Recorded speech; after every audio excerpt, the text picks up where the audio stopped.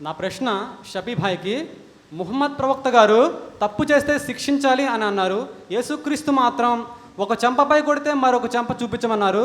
వీరిద్దరిలో హృదయాల విజేత ఎవరు? నా ప్రశ్నకు సమాధానం ఇస్తారని ఆశిస్తున్నాను. చాలా ఇంట్రెస్టింగ్ ప్రశ్న. ముహమ్మద్ ప్రవక్త సల్లల్లాహు వారు తప్పు చేసిన వారిని శిక్షించాలని చెప్పారు. యేసువారు ఒక చెంప మీద కొడితే మరొక చెంప చూపించాలని చెప్పారు. ఇద్దరిలో హృదయాల విజేత ఎవరు?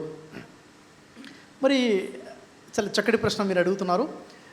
ఈ రెండు బోధనలు ఏవైతే ఉన్నాయో ఈ బోధన నుంచి మనం పరిశీలించినట్లయితే నిజంగా హృదయాల విజేత ఎవరు, ఎవరి బోధనలు ఆచరణకి యోగ్యంగా ఉన్నాయి అన్న విషయాన్ని మనం చూసుకున్నట్లయితే, యేసువారు ఒక చెంప మీద కొడితే మరొక చెంప చూపించమన్నారు. ఇది వాస్తవం. ఎక్కడ ఉంది ఈ విషయము? ఇది బైబిల్లో మత్తయి సువార్తలో 5వ అధ్యాయంలో కనబడుతుంది.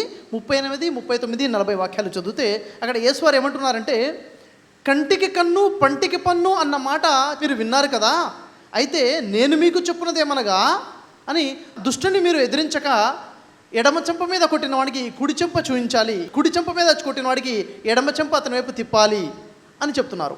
అంతేకాకుండా ఆ తర్వాత యేసువారు ఏం చెప్తున్నారంటే, అక్కడ మీ అంగీ ఎవరైనా లాక్కుంటే అతనికి పై వస్త్రాన్ని కూడా ఇచ్చేయాలి, మీరు 1 మైలు నడవమని ఎవరైనా బలవంతం పెడితే అతనితో పాటు 2 మైళ్ళ వరకు వెళ్ళాలి అని చెప్తున్నారు. ఇక్కడ 2 విషయాలు గమనించాలి. యేసువారు ఏమన్నారు? కంటికి కన్ను పంటికి పన్ను అన్న మాట చెప్పబడమని విని ఉన్నారు కదా అన్నారు. ఎక్కడ చెప్పబడింది? ఎవరు విన్నారు అంటే ఇది మోషే ధర్మశాస్త్రంలో ఉంటుంది. నిర్గమాకాండము 21వ అధ్యాయము 23, 24, 25 వాక్యాలు చూసినట్లయితే అక్కడ మోషే ధర్మశాస్త్రంలో ఉన్న విషయం ఏమిటి? అక్కడ ఉన్న బోధ ఎలా ఉందంటే, మీకు హాని కలిగిన ఎడల ప్రాణమునకు ప్రాణము, కంటికి కన్ను, పంటికి పన్ను, చెయ్యికి చెయ్యి, కాలుకు కాలు, దెబ్బకు దెబ్బ, వాతకు వాత, గాయానికి గాయము సరి సమానంగా శిక్షించాలి అని ఉంది. అంటే ఏమిటి? ముందు అది అర్థం చేసుకుందాం. ఉదాహరణకి ఒక వ్యక్తి మిమ్మల్ని కోపంగా కొట్టాడు. ఉదాహరణకి మీరే ఒక వ్యక్తి మీద కోపం వచ్చేసి కొట్టారనుకోండి. కోపంగా కొడితే అతనికి కన్ను పగిలిపోయింది. అప్పుడు ఏం చేయాలట? మోషే ధర్మశాస్త్రం ప్రకారంగా ఖచ్చితంగా మీ కన్ను కూడా పగలగొట్టాల్సిందే. మీరు అంటున్నారు, అయ్యో నేను కన్ను పగలగొట్టాలన్న ఉద్దేశంతో కొట్టలేదు, నాతో తప్పైపోయింది, నన్ను క్షమించండి అంటే క్షమాపణ లేదు. నేను కావాలంటే మీకు ₹1,00,000 పరిహారంగా చెల్లించుకుంటానంటే పరిహారం లేదు. కన్నుకు కన్నే. మీరు బలంగా కొట్టేశారు, చంపాలన్న ఉద్దేశం కాదు, చనిపోయాడు, ఖచ్చితంగా మిమ్మల్ని చంపాల్సిందే. ఇది మోషే ధర్మశాస్త్రంలో ఉంది. పరిహారము లేదు, క్షమాపణ లేదు. మరి ఇక్కడ యేసువారు ఏమంటున్నారు? ఆ మాట మీరు విన్నారు కదా, నేను మీకు చెప్పుంది ఏమనగా దుర్మార్గుణ్ణి మీరు ఎదిరించకుండా మీ కుడి చెంప మీద కొడితే ఎడమ చెంప అతని వైపు తిప్పాలి అంటున్నారు. అంటే ఏమిటి? ఉదాహరణకి మీ ఇంట్లో దొంగ పడ్డాడు అనుకోండి, దొంగ జ్వరపడ్డాడు, దుర్మార్గుడైన దొంగ వచ్చేసాడు, వచ్చి మిమ్మల్ని చెంప మీద లాగి కొట్టాడు, కొట్టి మీ చేతిలోంచి తాళాలు తీసుకున్నాడు, ఒక బీరువాలో నుంచి ఉన్న డబ్బు ధనాన్ని తీసుకొని వెళ్ళిపోతున్నాడు. మీరేం చేయాలి? యేసువారు చెప్పిన దాని ప్రకారంగా మీరేం చేయాలి? ఆ దుర్మార్గుడాన్ని ఎదిరించకూడదు. ఏం చేయాలి? మీ కుడి చెంప మీద కొట్టాడు కాబట్టి దొంగని పిలిచి ఎడమ చెంప మీద కూడా కొట్టు అని చెప్పాలి. మీరు కొడతారా? అలా కొట్టించుకుంటారా? మరొక విషయం, ఆ తర్వాత ఏం చేయాలంట? అతను ఒక బీరువాలో నుంచి ధనాన్ని డబ్బుని తీసుకున్నాడు కాబట్టి లేదు లేదు ఇటు చూడు, ఈ గదిలో ఇంకో బీరువా ఉంది, దాంట్లో ఉన్న డబ్బు కూడా తీసుకొని తాళం ఇచ్చేయాలి. ఇది యేసువారు చెప్పినట్టు బోధ. ఒక చెంప మీద కొడితే మరో చెంప చూపించాలి, 1 మైలు నడవని బలవంతం పెడితే ఇంకో మైలు నడవాలి, మీ చొక్కా లాక్కుంటే మీరు చొక్కా ఉంటే వేరే వస్త్రాన్ని కూడా తీసి ఇచ్చేయాలి. ఇది అయితే అటు మోషేవారు ఇచ్చిన బోధకి యేసువారు ఇచ్చిన బోధకి మధ్యస్థమైనటువంటి బోధ ప్రవక్త ముహమ్మద్ వారి ద్వారా అల్లాహ్ సుబ్హానహు వ తఆలా ఇవ్వడం జరిగింది. ఖురాన్లో మీరు చూసుకుంటే, ఖురాన్లో సూర మాయిదా 5వ సూరాలో 45వ ఆయతను మీరు పరిశీలించినట్లయితే అక్కడ అల్లాహ్ సుబ్హానహు వ తఆలా తెలియజేస్తున్నారు. ఏమని తెలియజేస్తున్నాడు? మేము ఇశ్రాయేలు ప్రజలకు ఇచ్చినటువంటి ఆజ్ఞ ఏమిటది? ప్రాణములకు ప్రాణము, కంటికి కన్ను, పంటికి పన్ను, చెయ్యికి చెయ్యి, ముక్కుకు ముక్కు, చెవికి చెవిని సమశిక్షను నేను విధించాను. ఎవరు విధించాడట? అల్లానే విధించాడు. అయితే పరిహారంగా మీరు వారిని క్షమించడం చాలా మేలు, ఉత్తమము అని ముహమ్మద్ ప్రవక్త వారి ద్వారా ఇచ్చిన బోధ ఏమిటి? క్షమించడము మేలు అంటున్నారు. అంటే ఖురాన్లో సూర బఖరా 2వ సూర 178వ ఆయతలో పరిశీలించినట్లయితే హత్య చేయబడితే హంతకుడు ఏం చేయాలట? హత్య చేసినటువంటి వాటిని మరణశిక్ష విధించాలి, లేకపోతే పరిహారము తీసుకొని కూడా అతను వదిలేయచ్చు, క్షమించనవచ్చు. ఇస్లాంలో ఏముందంటే దెబ్బకు దెబ్బ ఉంది, లేకపోతే దెబ్బకు పరిహారం తీసుకుని వదిలివేయచ్చు, రెండోది, మూడోది దెబ్బ కొడితే పోనీలే అని క్షమించి వదిలేసేది ఉంది. అంటే ఇంకా స్పష్టంగా చేయాలంటే మోషేవారి బోధ, యేసువారి బోధ, ముహమ్మద్ ప్రవక్త వారి బోధన మనం చూసుకున్నట్లయితే మోషేవారి కాలంలో దెబ్బకు దెబ్బ కొట్టాల్సిందే. యేసువారి బోధ ప్రకారంగా దెబ్బ కొడితే అడిగి ఇంకో దెబ్బ కొట్టించుకోవాల్సిందే. ముహమ్మద్ ప్రవక్త వారి కాలంలో ఎవరైనా దెబ్బ కొడితే క్షమించడము ఉత్తమము అని చెప్పారు. ఇక్కడే మనకు అర్థమవుతుంది ఎవరి బోధ ఉత్తమమైనదో ఆచరణయోగ్యమైనదో, ఎవరు హృదయాల విజేత అన్న విషయము. కాబట్టి మీ ప్రశ్నకి సమాధానం లభించిందని ఆశిస్తున్నాను. ఇప్పుడు సోదరి మండల వైపు నుంచి ఒక ప్రశ్న. అస్సలాము అలైకుం వరహమతుల్లాహి వబర్కాతుహు. నా పేరు సాబిరా అఖ్తర్, నేను విజయవాడ నుంచి వచ్చాను. నా ప్రశ్న షఫీ గారికి. యేసు వారు చాలా అద్భుతాలు చేశారు, మరి ముహమ్మద్ సల్లల్లాహు అలైహి వసల్లం వారు ఏ అద్భుతం కూడా ఎందుకు చేయలేదు? దానికి సమాధానం చెప్పండి. వలైకుం అస్సలాం వరహమతుల్లాహి వబరకాతుహు. యేసువారు అనేక అద్భుతాలు చేశారు కదా, మరి ముహమ్మద్ ప్రవక్త వారు ఈ అద్భుతాలు ఎందుకు చేయలేదు? యేసువారు అద్భుతాలు చేశారు అన్న విషయం వాస్తవం. ఈ విషయాన్ని ప్రపంచ క్రైస్తవులే కాదు, ప్రపంచ ముస్లింలు కూడా విశ్వసిస్తున్నట్టు విషయమే. ఎందుకని ముస్లింలు నమ్ముతున్నారు? క్రైస్తవులు ప్రచారం చేస్తున్నారనా? కానే కాదు, ఖురాన్ చెప్తుంది కాబట్టి. ఖురాన్లో సూర అల్ ఇమ్రాన్ 3వ సూర 49, 50, 51 ఆయతులు మనం పరిశీలిస్తే అక్కడ స్పష్టంగా తెలియచేయడం జరిగింది. మర్యం కుమారుడైనటువంటి ఈసా అలైహిస్సలాం అల్లా ఆజ్ఞ ప్రకారముగా అల్లా సహాయంతో అద్భుతాలు చేశారని. ఏ అద్భుతాలు చేశారు అక్కడ స్పష్టంగా తెలియచేయడం జరిగింది. మర్యం కుమారుడు ఈసా అలైహిస్సలాం మట్టిని తీసుకొని మట్టితో పక్షి ఆకారంలో బొమ్మను తయారు చేసేవారు. తర్వాత అల్లాని ప్రార్థించి దాంట్లో ఊదగా అది పక్షి ఎగిరిపోయేది అన్న అద్భుతం యేసువారు చేశారని ఖురాన్లో ఉంది. ముస్లిమ్స్ నమ్ముతున్నారు. అనేక పుట్టుగుడ్డు వారికి, కుష్ఠరోగులకు స్వస్థత కల్పించేవారని, మృతులను సైతము లేపేవారని అల్లాని ప్రార్థించి అల్లా ఆజ్ఞ ప్రకారంగా ఇలా జరిగేదని ఖురాన్ చెప్తుంది. ముస్లిమ్స్ నమ్ముతున్నారు. అంటే యేసువారు ఈసా అలైహిస్సలాం అనేక అద్భుతాలు చేశారు. అద్భుతాలు అల్లా సహాయంతో చేశారు. మరి ముహమ్మద్ ప్రవక్త వారి అద్భుతాలు ఎందుకు చేయలేదు? ఆయన ప్రవక్త అయితే అంటే ప్రవక్త ముహమ్మద్ వారు అద్భుతాలు చేయలేదు అన్న భావనే తప్పు. ప్రవక్త ముహమ్మద్ వారి జీవితంలో అనేక అద్భుతాలు చేశారు. దురదృష్టం ఏంటంటే మనం ప్రవక్త వారి జీవితాన్ని చదవలేదు, మనకి తెలియదు, మనం వారికి చెప్పలేదు కాబట్టి వారికి తెలియదు. ప్రవక్త ముహమ్మద్ వారి జీవితాన్ని మనం పరిశీలిస్తే వారు చేసినటువంటి అద్భుతాలు. ఒకసారి మక్కాలో ఉన్నటువంటి బహుదైవారాధకులు వచ్చేసి ప్రవక్త ముహమ్మద్ వారిని అడుగుతున్నారు, నీవు ప్రవక్తని ప్రకటించుకుంటున్నావు కదా, ఒకవేళ నువ్వు నిజంగా ప్రవక్తవైతే ఒక అద్భుతాన్ని మాకు చూయించు, ఆ అద్భుతాన్ని మేము చూస్తే మేము ఇస్లాం స్వీకరిస్తామని చెప్తారు. ఏం అద్భుతం చూపించాలి? ఏదైతే చంద్రుడు కనబడుతున్నాడో ఆ చంద్రుడిని 2 ముక్కలుగా చేయమని చెప్తారు. ముహమ్మద్ ప్రవక్త సల్లల్లాహు అలైహి వసల్లం వారు అల్లాని ప్రార్థించి అల్లా యొక్క ఆజ్ఞతో, అల్లా యొక్క సహాయంతో తన చూపుడు వేలుతో సైగ చేస్తారు. చంద్రుడు 2 ముక్కలుగా చీలిపోతాడు. అద్భుతం జరిగింది. ఈ ప్రస్తావన స్వయంగా ఖురాన్లో కూడా మనం చూసాము. సూర ఖమర్లో 54వ సూర 1వ వాక్యంలోనే దీని ప్రస్తావన మనకు కనబడుతుంది. మక్కాలో ఉన్నటువంటి ప్రజలందరూ చూస్తున్నారు. చంద్రుడు చూస్తుండగానే 2 ముక్కలుగా చీలిపోయింది. 2 ముక్కలు దూరంగా అయిపోయి వారు చూస్తున్నారు. అక్కడ హీరా పర్వతం కనబడుతుంది. హీరా పర్వతానికి ఒకవైపున ఒక ముక్క, మరొక వైపున మరొక ముక్క చంద్రుడు వారు చూస్తున్నారు. కేవలం అక్కడ మక్కా నగరంలో ఉన్నవారే కాదు, మక్కా నగరం కోసం వ్యాపార నిమిత్తము వేరే ప్రాంతాలకు వెళ్ళి వస్తున్నటువంటి వారు కూడా మార్గ మధ్యంలో వేరే ప్రాంతాల్లో కూడా ఆ దృశ్యాన్ని చూస్తారు. చంద్రుడు 2 ముక్కలుగా చీలిపోయినటువంటి విషయం. అద్భుతాలు చేశారు. ప్రవక్త వారి జీవితాన్ని చదివితే అనేక అద్భుతాలు మనకు తెలుస్తాయి. ఉదాహరణకి మదీనాలో ఉన్నప్పుడు ప్రవక్త ముహమ్మద్ వారితో పాటు జంగే ఖందక్ సందర్భంలో ప్రవక్త ముహమ్మద్ వారితో పాటు 1000 మంది సహాబీలు ఉంటారు. అక్కడ వారికి భోజనం చేయడం కోసం ఆహారం లభించదు.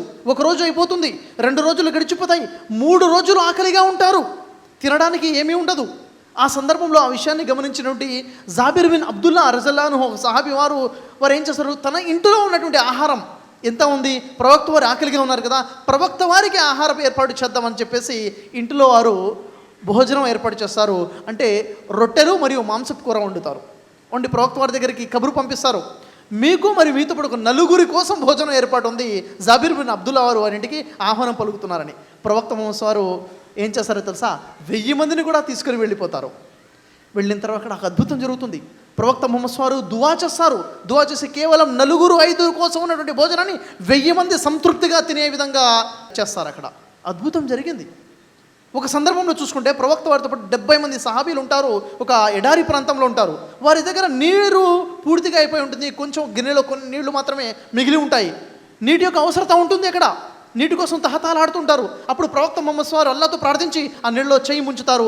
వెంటనే వారి 2 వేళ్ల మధ్యలో నుంచి నీళ్లు పొంగడం మొదలు పెడతాయి. వారి యొక్క అవసరం మొత్తం తీరుతుంది. నీటి అవసరం 2 వేళ్ల మధ్య నుంచి నీళ్లు ప్రవాహం మొదలైపోతుంది. అద్భుతాలు చేశారు. అసలు విషయం ఏమిటంటే ప్రవక్తలు ఎవరైతే అద్భుతాలు చేస్తారో ఎందుకు చేస్తారు, ఎలా చేస్తారు అంటే అల్లాహ్ సుబ్హానహు వ తఆలా ఖురాన్లో తెలియజేస్తున్నాడు. సూర అర్రాద్ 13వ సూర 38వ ఆయతని మనం పరిశీలించినట్టయితే అల్లాహ్ అక్కడ ప్రకటిస్తున్నాడు, అల్లాహ్ ఆజ్ఞ లేకుండా, అల్లాహ్ అనుమతి లేకుండా ఏ ఒక్క సూచనను కానీ ఏ ఒక్క అద్భుతాన్ని కానీ తన సొంత శక్తి ద్వారా తెచ్చి చూపించే శక్తి ఏ ఒక్క ప్రవక్తకి కూడా లేదు. ఏ ప్రవక్త కూడా సొంతంగా అద్భుతాన్ని చూపించాడు. అది మొహమ్మద్ ప్రవక్త కానివ్వండి, మర్యం కుమారుడనంటే యేసు ప్రవక్త కానివ్వండి, ఎవరు కూడా తన సొంత శక్తి ద్వారా అద్భుతాన్ని చేయి. ఇదే విషయం బైబిల్లో మనకు కనబడుతుంది. బైబిల్లో మనం చూసుకుంటే అపోస్తుల కార్యం 2వ అధ్యాయం 22వ వాక్యంలో అక్కడ తెలియని దేవుడు నజరేయుడైన యేసు చేత మీ మధ్యన అద్భుతాలు, మహత్కార్యాలు, సూచక్రియలు చేయించాడు. యేసువారు ఒక్క అద్భుతం కూడా స్వయంగా చేయలేదు, దేవుడు యేసు ద్వారా చేయించారు. కేవలం యేసు ద్వారానేనా, కేవలం మొహమ్మద్ ప్రవక్త ద్వారానే అంటే లేదు, చాలామంది ప్రవక్తల ద్వారా అద్భుతాలు జరిగాయి. మోషే వారి ద్వారా అద్భుతాలు జరిగాయి. మూసా అలైహిస్సలాం సముద్రాన్ని పాయలుగా చీల్చేశారు, చిన్న కాలువని కాదు సముద్రాన్ని.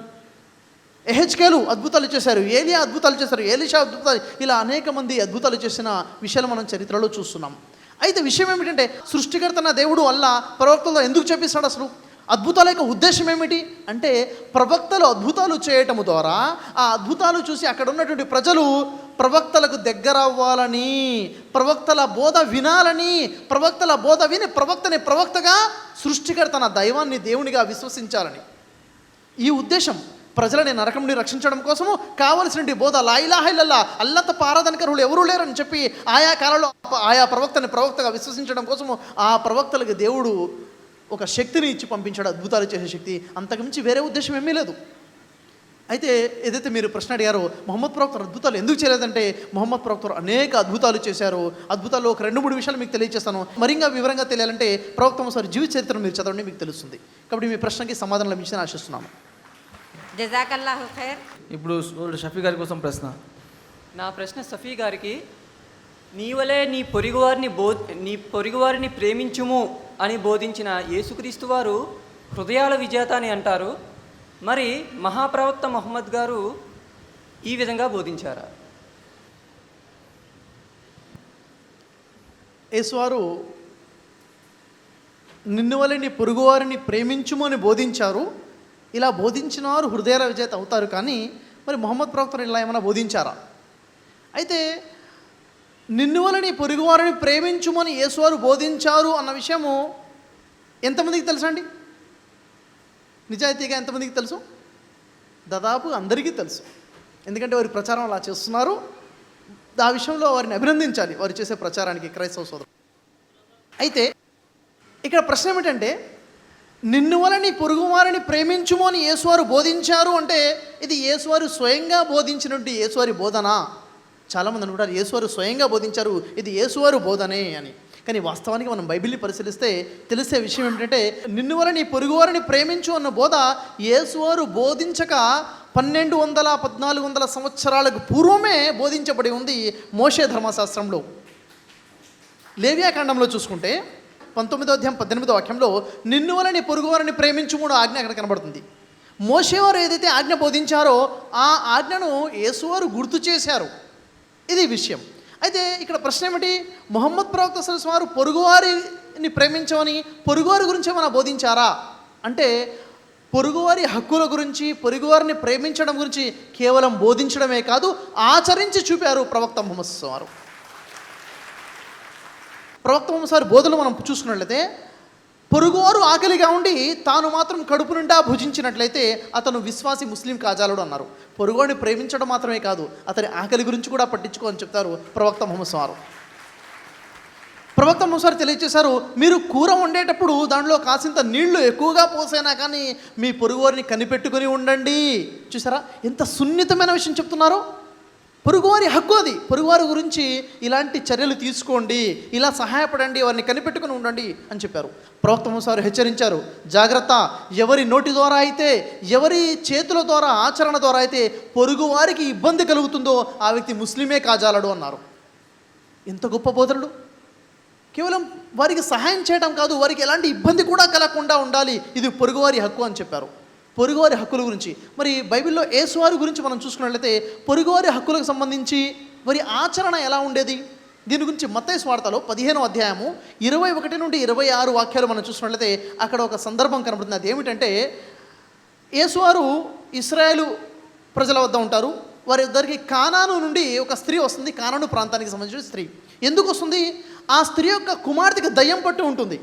అయ్యా దయ్యం పట్టి తన కుమార్తెని తీసుకుని యేసు వద్దకు వస్తుంది. ఎందుకని? యేసువారు దయ్యాలని విడిపిస్తున్నారు, దయ్యాలని వదిలిపోయే విధంగా చేస్తున్నారు. కాబట్టి అక్కడికి వచ్చేసి ప్రాధేయపడుతుంది, ఏమని? నా కూతురికి దయ్యం పట్టి ఉంది, మాకు సహాయం చేయమని ప్రాధాయపడుతుంది. యేసువారు ఏమంటారు?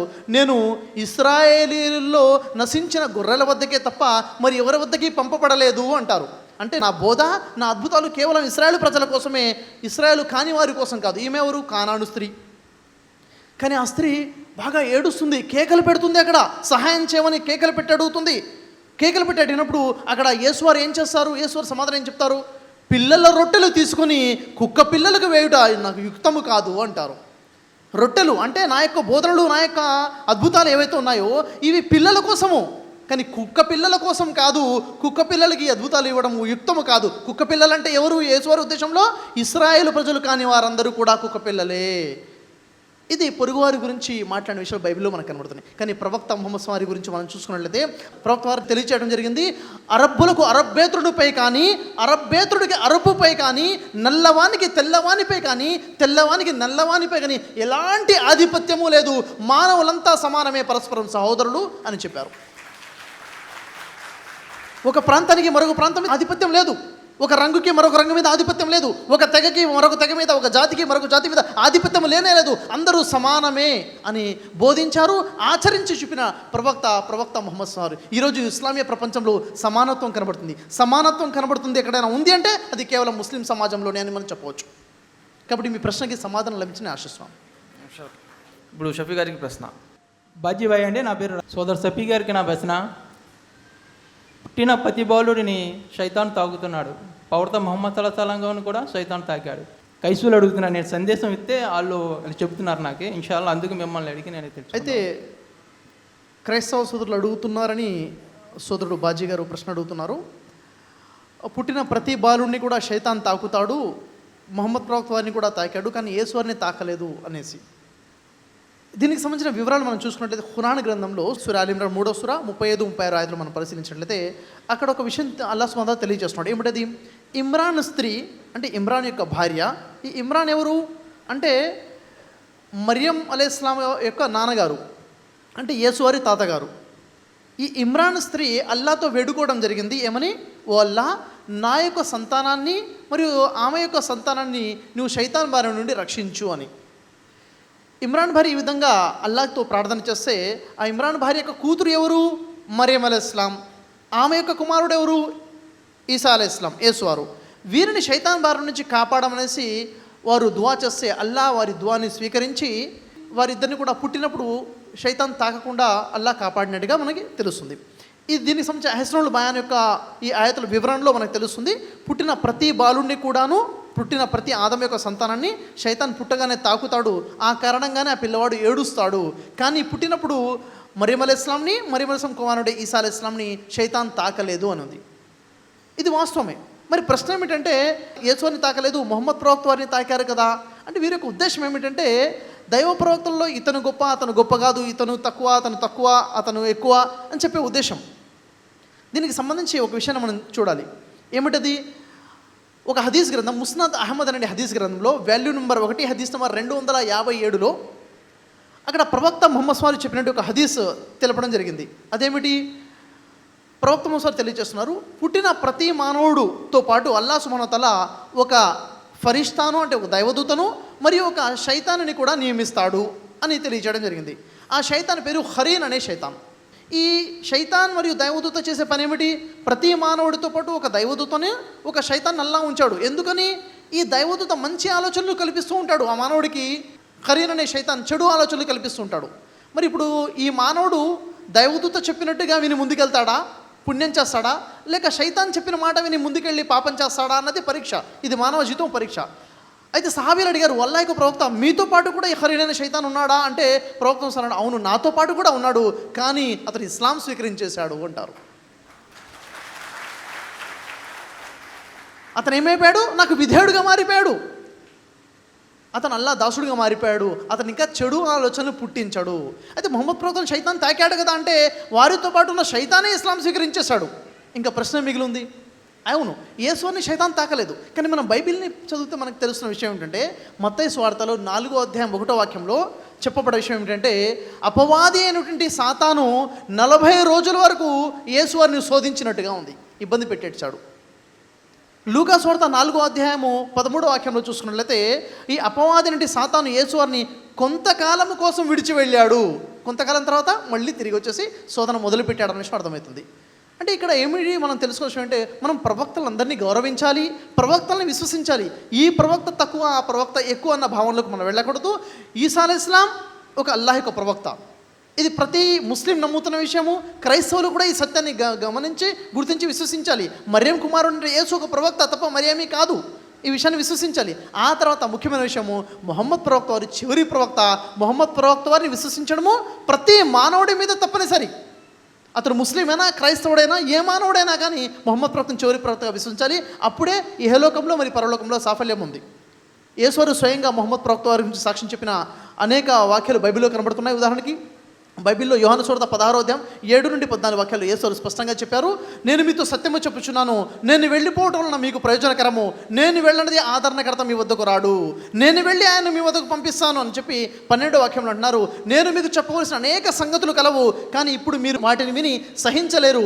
నా తర్వాత వచ్చి ఆదరణకర్త అంటే సత్యస్వరూపైన ఆత్మ వచ్చి మీకు సర్వసత్యంలోకి నడిపిస్తారు, ఆయన నా గురించి కూడా సాక్ష్యం చెప్తారని ఎంతో వివరంగా తెలియచేయడం జరిగింది. ఆ ఆదరణకర్త మరెవరో కాదు, ప్రవక్త ముహమ్మద్ వారు. ప్రతి క్రైస్తవుడి మీద బాధ్యతగా ఉంది మొహమ్మద్ ప్రవక్త వారిని విశ్వసించాలి. ఒకవేళ విశ్వసించకపోతే ఏమవుతుంది, మొహమ్మద్ ప్రవక్తను నమ్మకపోతే ఏమవుతుంది, మొహమ్మద్ ప్రవక్త బోధనల ప్రకారంగా జీవితం గడపోతే ఏమవుతుంది అంటే బైబిల్లో ఒక వాక్యం కనబడుతుంది. అపోస్తుల కార్యము 3వ అధ్యాయం 22వ వాక్యంలో, మోషే ఇట్లా నేను దేవుడు నా వంటి ఒక ప్రవక్తను మీ సహోదరులో నుంచి పుట్టించును, ప్రతి విషయంలో ఆయన మాట వినవలను, ఆయన ప్రవక్త చెప్పిన మాట విననివాడు ప్రజలలో ఉండకుండా సర్వనాశనం అయిపోతారని హెచ్చరిక కూడా ఉంది. కాబట్టి నేను తెలియజేస్తున్న విషయం ఏంటంటే చివరి ప్రవక్త ముహమ్మద్ని చివరి ప్రవక్త విశ్వసించి సాఫల్యం పొందే మహాభాగ్యాన్ని ప్రజలందరికీ కూడా అల్లాహ్ సుబ్హానహు వ తఆలా అదృష్టాన్ని కల్పించాలని అల్లాహ్తో దువా చేస్తున్నాను. మీ ప్రశ్నకు సమాధానం ఇచ్చి ఆశిస్తున్నాను. జజాకల్లాహు ఖైర్.